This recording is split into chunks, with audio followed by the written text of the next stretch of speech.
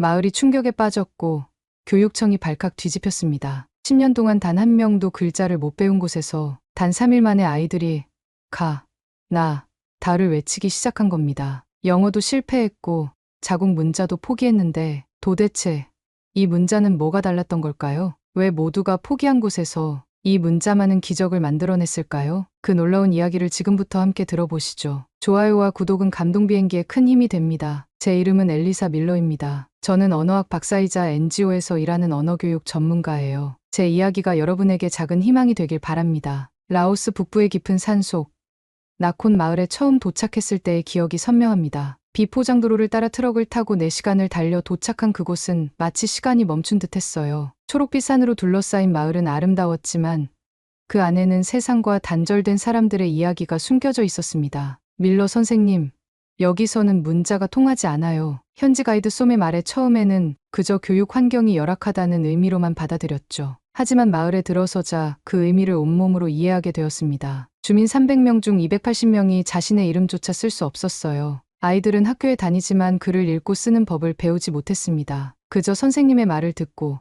따라하는 것만 반복하고 있었어요. 이름이 뭐니? 제가 한 아이에게 물었습니다. 그 아이는 밝게 웃으며 맹이라고 대답했어요. 그래서 종이에 이름을 써달라고 했더니 그 아이의 얼굴에서 웃음이 사라졌습니다. 대신 바닥만 내려다보며 발가락으로 흙바닥을 긁기 시작했죠. 학교 선생님인 룸차이는 저에게 이 마을의 역사를 들려주었습니다. 10년 전 라오스 정부에서 영어와 프랑스어 문자 교육을 시도했지만 모두 실패했다고 해요. 아이들은 처음에는 열심히 배우려 했지만 금방 포기했습니다. 몇몇 NGO 단체들도 왔다가 비슷한 결과를 맞닥뜨리고 떠났죠. 여기 아이들은 배우기 싫어하나요? 제가 물었습니다. 룸차이는 고개를 저었어요. 아니요.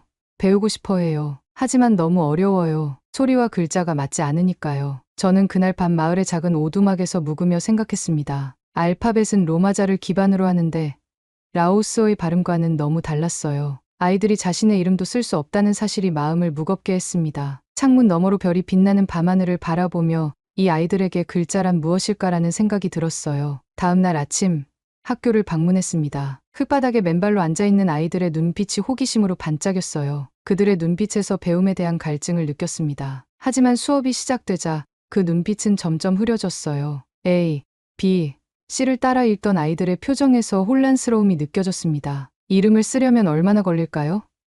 제가 룸차이에게 물었어요. 보통 1년 정도요. 그런데 그 전에 많은 아이들이 포기해버립니다. 1년이라는 시간이 제게는 충격이었습니다. 자신의 이름을 쓰는데 1년이라니요. 그날 저는 마을 곳곳을 둘러보았어요. 시장에서는 물건 값을 기억해야 했고 주민들은 약속 시간을 해가 뜨고 지는 것으로 가늠했습니다. 글자 없는 세상은 많은 것을 기억해야 했어요. 저는 그날 밤 깊은 고민에 빠졌습니다. 여기에는 분명 다른 방법이 있을 거야. 하루 종일 아이들의 표정이 머릿속에서 맴돌았어요. 문자가 이 아이들을 포기한 것인지 아니면 우리가 문자를 잘못 가르치고 있는 것인지 고민했습니다. 새벽부터 몇 시간 동안 고민한 끝에 실험을 해보기로 마음먹었습니다. 아이들에게 알파벳을 가르치는 기존 방식이 통하지 않는다면 다른 방법을 찾아야 했어요. 학교 운동장에 아이들을 모아놓고 새로운 시도를 했죠. 오늘은 게임을 할 거예요. 소리와 문자를 연결하는 게임이에요. 아이들의 눈이 반짝였습니다. 저는 알파벳 카드를 바닥에 펼쳐놓고 소리를 내면 아이들이 그 소리에 해당하는 카드를 짚는 게임을 시작했어요. 처음에는 신이 났지만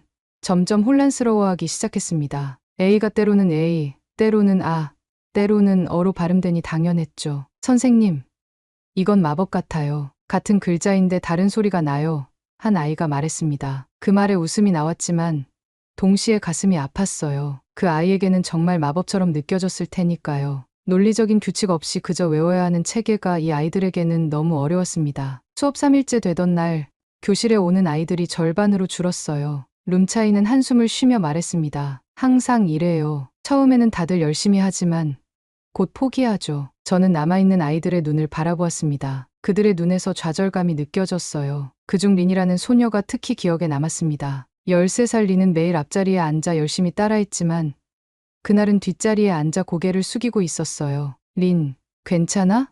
수업 후에 물었습니다. 린은 고개를 들어 저를 바라보았어요. 그 눈에는 눈물이 고여 있었습니다. 저는 바보인가 봐요. 다른 아이들도 포기했는데 저도 그만둘래요. 그 말이 저를 강하게 때렸습니다. 아이가 자신을 바보라고 생각한다니요. 문제는 아이가 아니었어요. 문제는 문자였습니다. 아니야, 린. 네가 바보가 아니야. 문자가 너무 어려운 거야. 그날 밤 저는 노트북을 켜고 세계의 다양한 문자 체계를 연구하기 시작했어요. 로마자, 키릴 문자, 아랍 문자, 모두 소리와 글자의 연결이 복잡했습니다. 몇 시간을 연구하다 지쳐 잠들었어요. 다음 날 아침, 저는 마을 어르신들을 찾아갔습니다. 마을에서 가장 나이가 많은 파따이는 65세였지만 자신의 이름을 쓸 줄 몰랐어요. 대신 도장을 찍었죠. 저는 늙어서 배울 수 없어요. 파따이가 말했습니다. 아니요.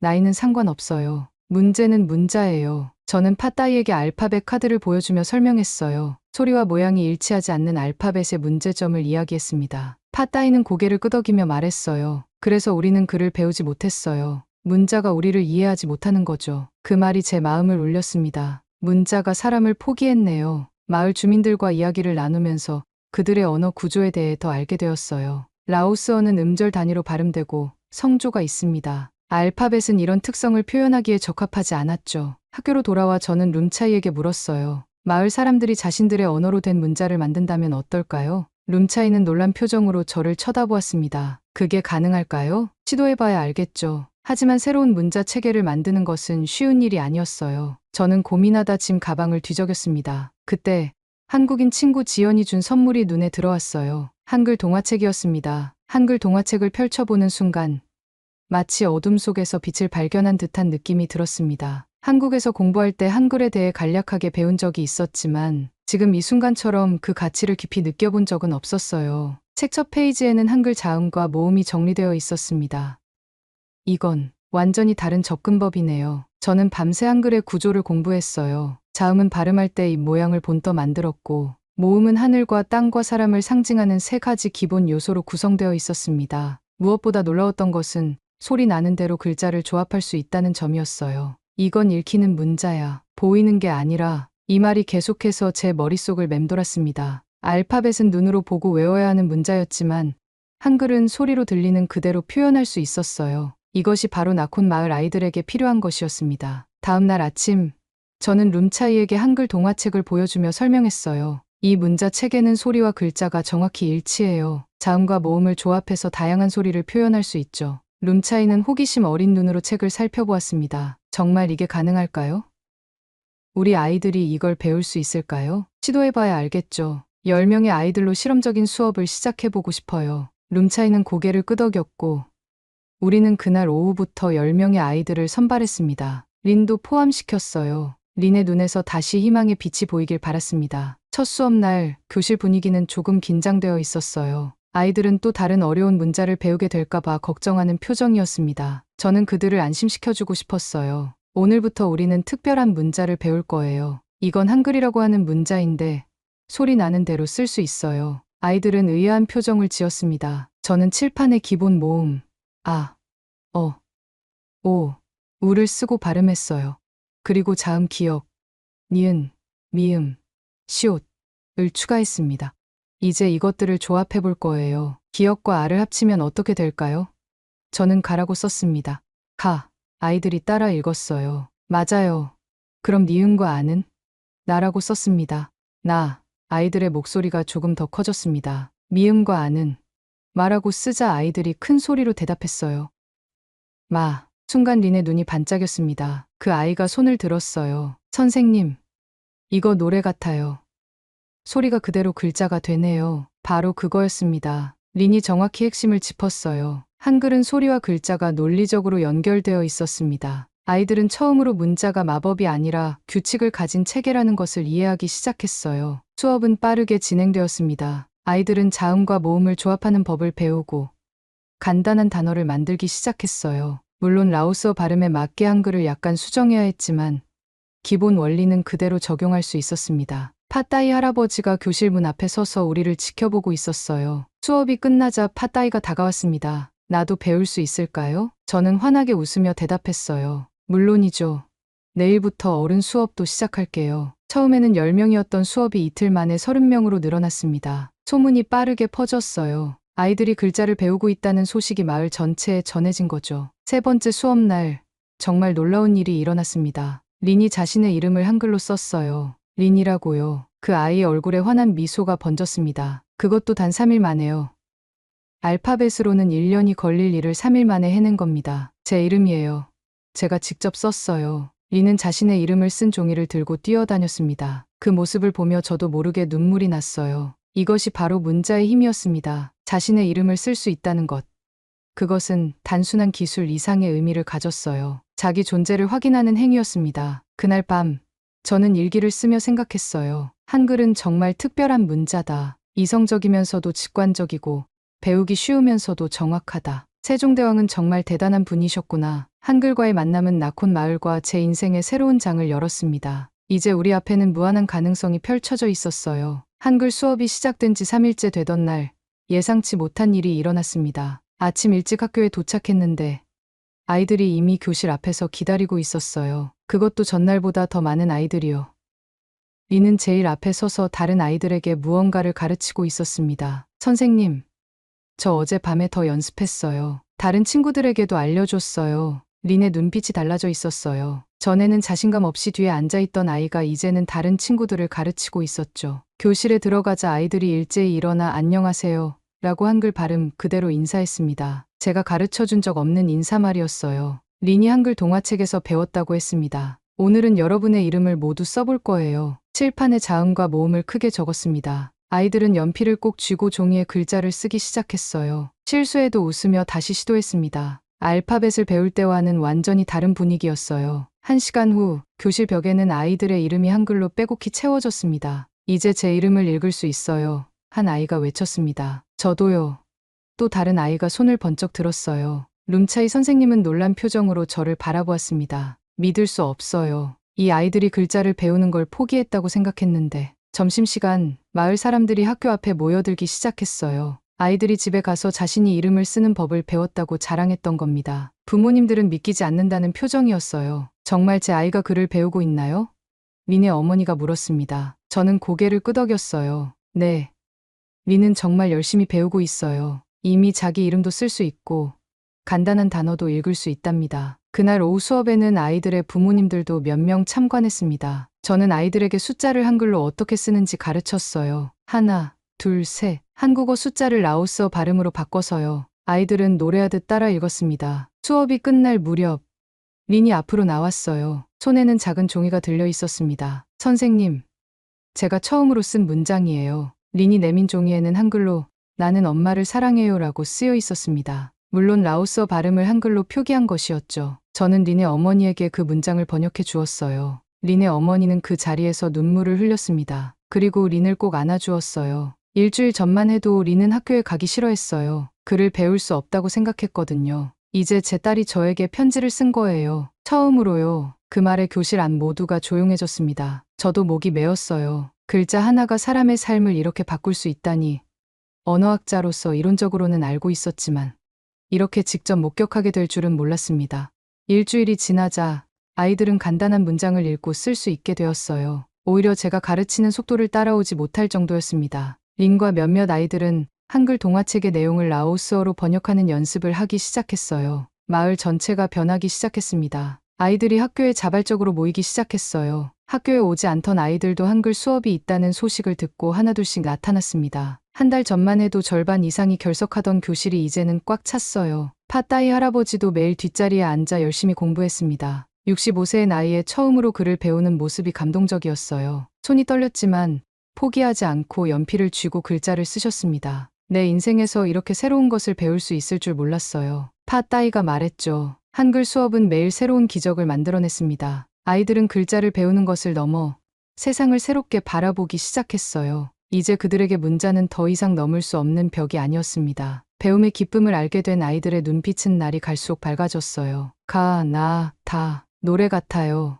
아이들이 한글을 배우며 자주 하던 말입니다. 그들에게 한글은 노래였어요. 규칙적이고 아름다운 소리의 흐름이었죠. 알파벳을 배울 때의 좌절감은 온데간데 없이 사라졌습니다. 교실 밖에서도 변화는 계속되었어요. 아이들은 집에 돌아가 부모님에게 한글을 가르쳤습니다. 부모와 자녀의 역할이 뒤바뀐 거죠. 처음에는 어색해하던 부모님들도 점차 아이들의 선생님 역할을 받아들이게 되었어요. 가족 간의 새로운 유대가 형성되었습니다. 마을에 글자가 생겨나기 시작했어요. 이제 변화는 돌이킬 수 없게 되었습니다. 한글 수업이 시작된 지 한 달이 지나자 나콘 마을은 완전히 다른 곳으로 변하기 시작했습니다. 어느 날 아침 마을 중심부를 걷다가 놀라운 광경을 목격했어요. 작은 가게 앞에 대나무로 만든 간판이 걸려 있었는데 그 위에 한글로 쌀 가게라고 쓰여 있었습니다. 물론 라오스어 발음을 한글로 표기한 것이었죠. 이건 누가 만든 거예요? 가게 주인에게 물었어요. 그는 자랑스럽게 웃으며 대답했습니다. 제 아들이요. 학교에서 배워온 글자로 만들었어요. 이제 우리 가게에도 이름이 생겼죠. 마을을 더 돌아보니 여기저기에 한글 표지판이 생겨나고 있었습니다. 물 길어오는 곳, 모임 장소, 과일 파는 곳. 글자가 없던 마을에 이제는 글자가 가득했어요. 마을 사람들은 한글을 나콘 글자라고 부르기 시작했습니다. 그들에게는 이제 자신만의 문자가 생긴 셈이었죠. 마을 회관에 들어서자 더 놀라운 장면이 펼쳐졌어요. 파따이 할아버지가 마을 주민 명부에 서명을 하고 있었습니다. 평생 도장만 찍던 그분이 처음으로 자필 서명을 하는 순간이었어요. 떨리는 손으로 천천히 파따이라고 써내려갔습니다. 주변에 모인 사람들이 숨을 죽이고 지켜보았어요. 서명을 마치자 마을 사람들이 일제히 박수를 쳤습니다. 65년을 살면서 처음으로 내 이름을 썼어. 파따이의 눈에는 자랑스러움이 가득했어요. 이제 나는 문맹이 아니야. 그 말에 저도 눈물이 났습니다. 문맹에서 벗어난다는 것은 단순히 기술을 습득하는 것 이상의 의미가 있었어요. 자존감을 회복하는 일이었죠. 파따이는 이제 자신의 이름으로 세상과 소통할 수 있게 된 겁니다. 장날에는 더 큰 변화가 있었어요. 마을 사람들은 예전에는 물건을 사고 팔 때 모두 암기에 의존했습니다. 외상거래도 모두 기억에 의존했죠. 하지만 이제는 달라졌어요. 작은 수첩에 받음과 줌을 한글로 기록하기 시작했습니다. 누가 얼마를 주고받았는지 분명하게 기록할 수 있게 된 거죠. 이제 더 이상 다툼이 없어요. 마을 상인 중 한 명이 말했습니다. 전에는 기억이 달라서 종종 다투곤 했는데 이제는 기록이 있으니까요. 학교에서는 더 놀라운 일들이 벌어지고 있었어요. 아이들은 이제 자신의 생각을 글로 표현하기 시작했습니다. 리는 일기를 쓰기 시작했어요. 매일 한 페이지씩 자신의 하루를 기록했습니다. 때로는 그림도 그려 넣었어요. 선생님, 제 생각이 날아가지 않아요. 린이 어느 날 말했습니다. 전에는 좋은 생각이 들어도 곧 잊어버렸는데 이제는 글로 남길 수 있어요. 마을 사람들 사이에서는 편지 문화가 생겨나기 시작했어요. 멀리 떨어진 가족에게 편지를 보내기 시작했습니다. 한글로 쓴 편지를 읽을 수 있는 사람은 많지 않았지만 그래도 의미가 있었어요. 이제 그들은 자신의 목소리를 종이에 담을 수 있게 되었으니까요. 어느 날 린의 어머니가 학교에 찾아왔습니다. 손에는 작은 편지가 들려 있었어요. 이건 린의 아버지에게서 온 편지예요. 그는 도시에서 일하고 있어요. 린이 보낸 편지를 받고 그도 한글을 배워서 답장을 보냈어요. 린의 아버지는 도시에서 일하기 위해 마을을 떠났고 1년에 몇 번밖에 돌아오지 못했습니다. 하지만 이제 편지로 소통할 수 있게 된 거죠. 린은 그 편지를 받고 울었어요. 아버지의 마음을 글자로 느낄 수 있게 된 겁니다. 마을의 변화는 점점 더 커졌어요. 한글 수업은 이제 하루에 3번, 아이들과 어른들을 위한 수업으로 확대되었습니다. 룸차이 선생님도 열심히 한글을 배워 이제는 저와 함께 가르치기 시작했어요. 우리 마을이 이렇게 변할 줄 몰랐어요. 룸차이가 말했습니다. 문자 하나가 이렇게 큰 변화를 가져올 수 있다니. 저는 고개를 끄덕였어요. 세종대왕이 한글을 창제했을 때의 의도가 바로 이것이었을 겁니다. 누구나 쉽게 배우고 사용할 수 있는 문자. 사람을 위한 문자요. 나콘 마을에서 한글은 그 본래의 목적을 다시 한번 실현하고 있었습니다. 마을의 변화는 외부에서도 주목받기 시작했어요. 인근 마을에서도 소문을 듣고 찾아오는 사람들이 늘어났습니다. 그들은 나콘 마을의 변화를 직접 보고 싶어 했죠. 글자의 마을이라는 새로운 별명도 생겼습니다. 어느 날 예상치 못한 손님이 찾아왔어요. 라오스 교육부에서 나온 관리들이었습니다. 그들은 나콘 마을의 변화에 대한 소문을 듣고 직접 확인하러 온 것이었죠. 정말 놀랍습니다. 교육부 관리가 말했어요. 다른 문자 체계로는 10년간 성공하지 못한 일을 어떻게 이렇게 빨리 이룰 수 있었죠? 교육부 관리들에게 한글의 원리를 설명하는 것은 생각보다 어려웠습니다.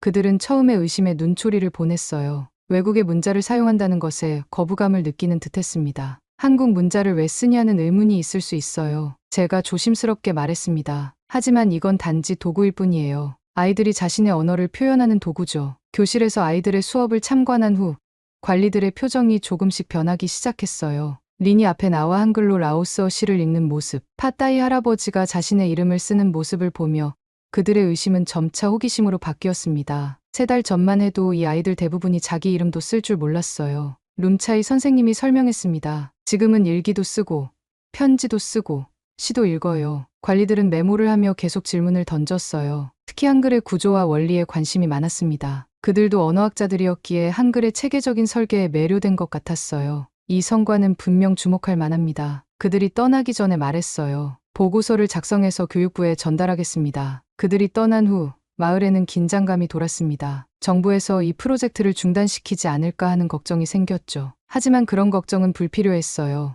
일주일 후 라오스 국영방송에서 기적의 문의 수업이라는 제목으로 나콘 마을의 이야기가 보도되었습니다. 라오스 북부의 작은 마을에서 놀라운 교육 실험이 진행되고 있습니다. 한국의 문자 한글을 활용해 단기간에 문맹률을 크게 낮춘 사례인데요. 방송은 한글로 라오스어를 표기하는 방법과 아이들이 빠르게 문자를 익히는 과정을 자세히 다루었어요. 물론 한국 문자를 사용한다는 점에서 일부 비판적인 시각도 있었지만 효과가 너무 압도적이어서 곧 그런 이슈는 잠잠해졌습니다. 방송 이후 나콘 마을은 갑자기 주목받는 곳이 되었어요. 다른 마을의 선생님들이 한글 교육 방법을 배우러 찾아왔고 언론사들도 취재를 오기 시작했습니다. 심지어 한국 언론에서도 연락이 왔어요. 한글이 라오스의 외딴 마을을 변화시키고 있다는 이야기가 한국에도 알려진 겁니다. 마을 사람들은 갑작스러운 관심에 어리둥절했지만 자랑스러워하기도 했습니다. 리는 인터뷰에서 당당하게 자신의 이야기를 들려주었어요. 전에는 제가 글을 배울 수 없다고 생각했어요. 하지만 한글을 만나고 나서 모든 것이 바뀌었어요.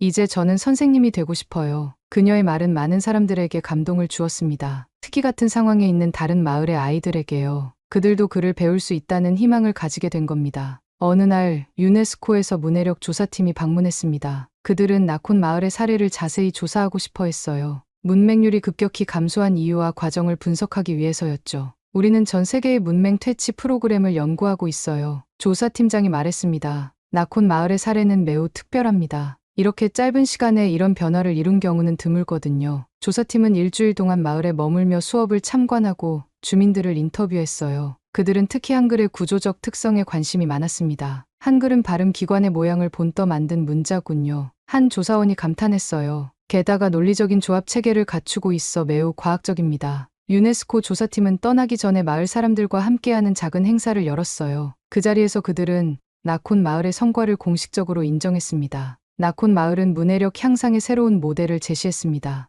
이 경험은 다른 지역에도 적용될 수 있을 것입니다. 그들의 말에 마을 사람들은 자부심을 느꼈어요. 자신들의 경험이 다른 사람들에게도 도움이 될 수 있다는 사실이 뿌듯했죠. 하지만 모든 반응이 긍정적인 것은 아니었습니다. 일부에서는 자국의 정체성을 약화시킬 수 있다는 우려의 목소리도 있었어요. 공식 문자가 아닌 외국 문자를 사용한다는 점에서 문화적 종속을 걱정하는 의견도 있었습니다. 저는 이런 비판에 대해 항상 같은 대답을 했어요. 한글은 도구일 뿐입니다. 목적은 라오스 사람들이 자신의 언어로 소통할 수 있게 하는 것이에요. 궁극적으로는 라오스의 공식 문자를 더 쉽게 배울 수 있는 징검다리가 될 수 있습니다. 논란 속에서도 프로젝트는 계속되었어요. 그리고 점점 더 많은 증거들이 한글 교육의 효과를 뒷받침했습니다. 특히 놀라운 것은 한글을 배운 아이들이 나중에 라오스 공식 문자를 배울 때도 훨씬 빠르게 습득한다는 점이었어요. 문자의 개념 자체를 이해하게 되니 다른 문자 체계도 더 쉽게 접근할 수 있게 된 겁니다. 외부의 관심이 커지면서 나콘 마을은 점점 더 많은 지원을 받기 시작했어요. 책과 학용품이 기부되었고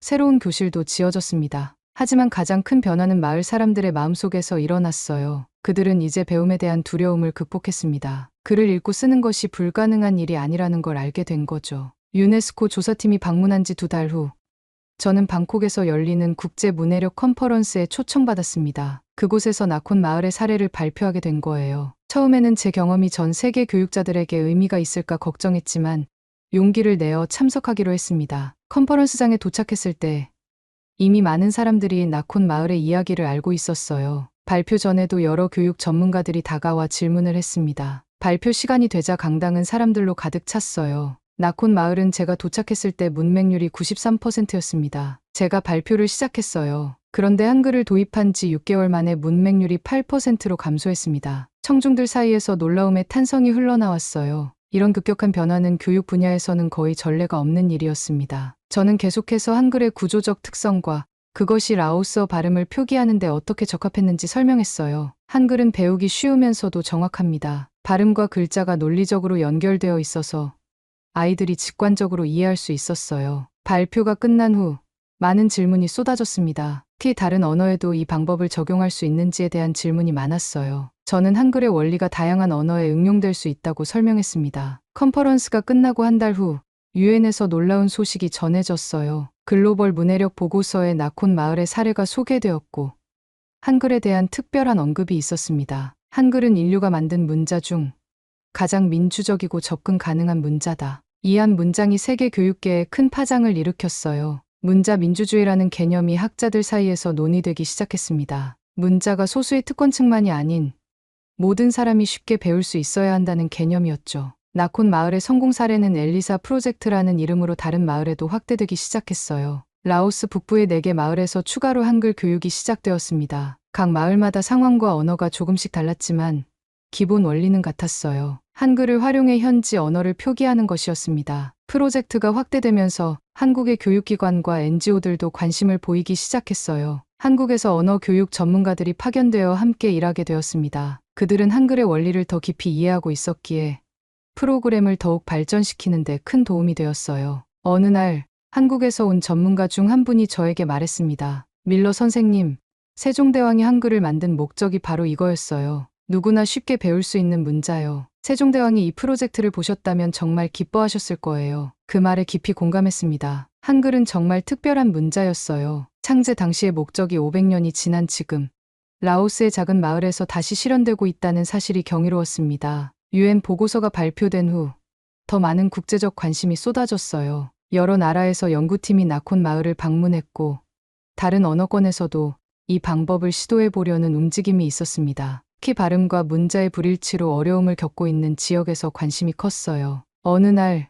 린이 제게 다가와 물었습니다. 선생님, 우리 마을이 왜 이렇게 유명해졌어요? 저는 잠시 생각한 후 대답했어요. 린, 우리가 한 일은 단순히 새로운 문자를 배운 게 아니야. 우리는 배움의 장벽을 무너뜨린 거야. 그리고 그것은 전 세계 많은 사람들에게 희망이 돼. 린은 잠시 생각하더니 고개를 끄덕였어요. 그럼 저도 다른 사람들을 도울 수 있겠네요. 물론이지. 넌 이미 많은 사람들에게 영감을 주고 있어. 유엔의 관심은 실질적인 지원으로 이어졌습니다. 나콘 마을과 주변 마을들의 새로운 학교 건물이 지어졌고 교육 자료도 풍부해졌어요. 하지만 가장 중요한 변화는 사람들의 인식이었습니다. 문맹은 극복할 수 없는 문제가 아니라는 인식. 적절한 도구와 방법만 있다면 누구나 읽고 쓸 수 있다는 믿음이 생겨난 거죠. 프로젝트가 진행되면서 한 가지 흥미로운 현상이 나타났어요. 한글로 라오스어를 배운 아이들이 나중에 공식 라오스 문자를 더 쉽게 배운다는 점이었습니다. 한글이 징검다리 역할을 한 거죠. 문자의 개념을 이해하고 소리와 글자의 관계를 깨달은 아이들은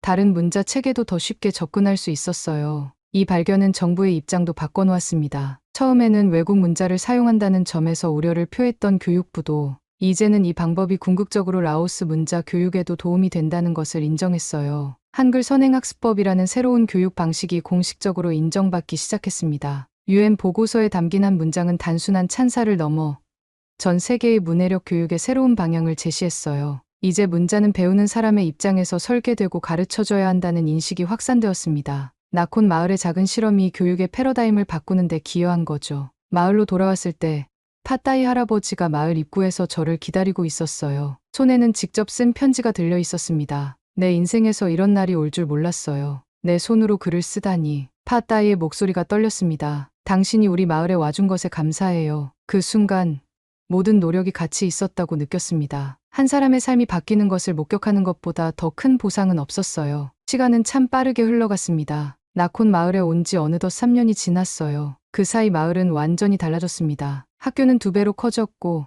마을 대부분의 사람들이 글을 읽고 쓸 수 있게 되었어요. 가장 놀라운 변화는 아이들의 미래에 대한 생각이었습니다. 이제 그들은 더 넓은 세상을 꿈꾸기 시작했어요. 리는 이제 고등학생이 되었습니다. 그녀는 마을에서 가장 뛰어난 학생 중 하나로 성장했어요. 방과 후에는 저와 함께 어린 아이들에게 한글을 가르쳤습니다. 린의 수업은 항상 웃음소리로 가득했어요. 그녀는 자신이 겪었던 어려움을 알기에 아이들의 마음을 잘 이해했습니다. 한글은 마법 같아요. 린이 수업 중에 아이들에게 말했어요. 소리가 보이고 모양이 들리는 글자죠. 그 표현이 참 인상적이었습니다. 소리가 보이고 모양이 들리는 글자. 한글을 이보다 더 잘 설명할 수 있을까요? 린은 제가 가르쳐준 것보다 더 깊게 한글의 본질을 이해한 것 같았어요. 어느 날 마을 광장에서 특별한 행사가 열렸습니다. 나콘 마을의 문해률이 98%에 도달한 것을 축하하는 자리였어요. 불과 3년 전만 해도 93%가 글을 읽지 못했던 마을이 이제는 거의 모든 사람이 글을 읽고 쓸 수 있게 된 겁니다. 이 성과를 축하하기 위해 주변 마을 사람들과 정부 관계자들도 참석했어요. 우리 마을은 이제 새로운 역사를 쓰고 있습니다. 팟따이 할아버지가 연설했어요. 글자를 알게 되면서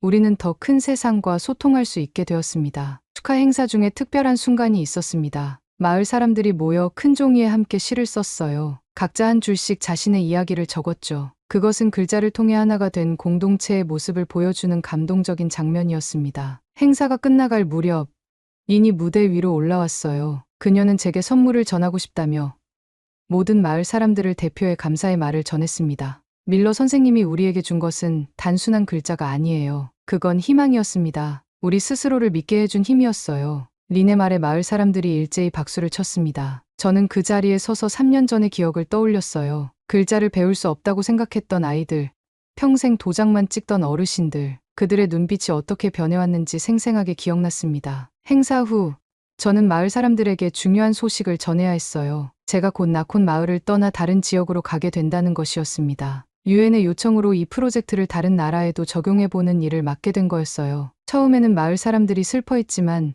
그들은 이 경험이 더 많은 사람들에게 도움이 될 수 있다는 것을 이해했습니다. 마지막 수업날 학교 교실은 학생들뿐만 아니라 마을 어른들로도 가득 찼어요. 모두가 마지막 수업에 참여하고 싶어 했습니다. 저는 그날 특별히 한글의 역사와 철학에 대해 이야기했어요. 세종대왕은 모든 사람이 쉽게 배울 수 있는 문자를 만들고자 했습니다. 그것은 그 시대의 혁명적인 생각이었죠. 문자가 특권층만의 것이 아니라 모든 사람을 위한 것이어야 한다는 생각이요. 수업이 끝나고 린이 다가와 물었습니다. 선생님, 한글이 특별한 이유가 뭐예요? 잠시 생각한 후 대답했어요. 한글은 사람을 가르치는 문자가 아니라 사람을 이해하는 문자야. 배우는 사람의 입장에서 설계된 문자지. 그래서 우리 마음에 더 쉽게 다가올 수 있는 거야. 린은 잠시 생각하더니 고개를 끄덕였습니다. 저도 그런 선생님이 되고 싶어요. 사람을 이해하는 선생님이요. 떠나기 전날 밤, 마을 사람들이 작은 파티를 열어주었어요. 우리는 함께 노래하고 춤추며 지난 3년의 여정을 축하했습니다. 팟따이 할아버지는 자신이 쓴 시를 낭독했고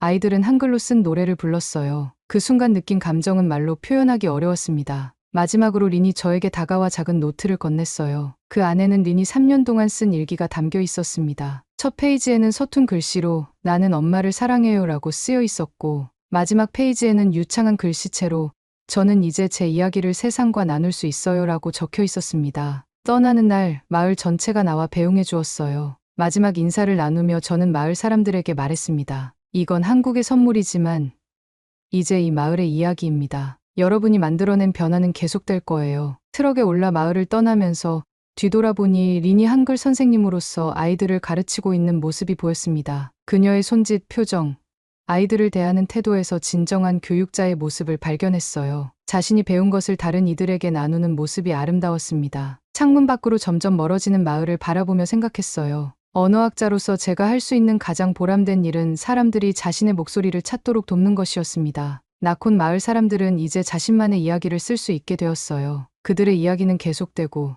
또 다른 이야기를 만들어낼 것입니다. 트럭이 언덕을 넘어가는 순간 마지막으로 본 것은 마을 입구에 한글로 쓰여진 간판이었어요. 나콘 마을에 오신 것을 환영합니다. 글자가 사는 마을. 그 순간 깨달았습니다. 제가 한글을 가르쳤지만 사실은 나콘 마을이 저에게 더 많은 것을 가르쳐 주었다는 것을요. 글자의 진정한 의미, 배움의 기쁨, 그리고 변화의 힘을요. 이 경험은 제 안에 영원히 살아있을 것입니다. 오늘 이야기 마음에 남으셨다면 구독과 좋아요 한번 눌러주시면 더 따뜻한 감동으로 다시 찾아뵙겠습니다. 감동 비행기 여기서 인사드립니다.